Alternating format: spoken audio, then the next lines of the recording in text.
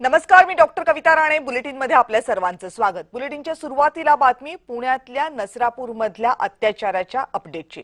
आरोपी भीमराव कांबळेला 12 मे पर्यंत पोलीस कोठडी सुनावण्यात आली आहे. आणखी तपासासाठी कांबळेच्या पोलीस कोठडीमध्ये वाढ करण्यात आली आहे. सुरक्षिततेच्या कारणास्तव व्हिडिओ कॉन्फरन्सिंगद्वारे हजेरी त्याची लावण्यात येणार. पुणे सत्र न्यायालयानं या संदर्भातला निर्णय दिलाय. या संदर्भात आणखी माहिती देत आहेत माझे सहकारी प्रीतम पुरोहित. प्रीतम, काय झालं आज न्यायालयामध्ये?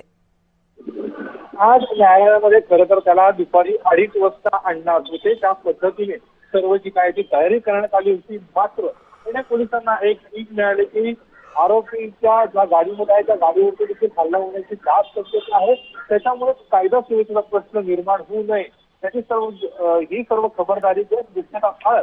त्याला 2 तास आधी आणण्याचं ठरवलं होतं. मात्र ते सर्व पुणे पोलिसांनी 2 तास आधीच त्याला व्हिडिओ कॉन्फरन्सिंगद्वारे कोर्टामध्ये हजर केलं आणि कोर्टाने देखील ते मान्य करत व्हिडिओ कॉन्फरन्सिंगद्वारे हा सगळा खटला चालवला आणि पुणे पोलिसांनी पुढील तपासासाठी भीमराव कांबळे हा कस्टडीमध्ये असणं अत्यंत गरजेचं आहे. अजून काही तपास बाकी आहे, अजून काही चौकशी बाकी आहे. हे सर्व करण्यासाठी आम्हाला पोलीस कस्टडीची वाढ हवी आहे.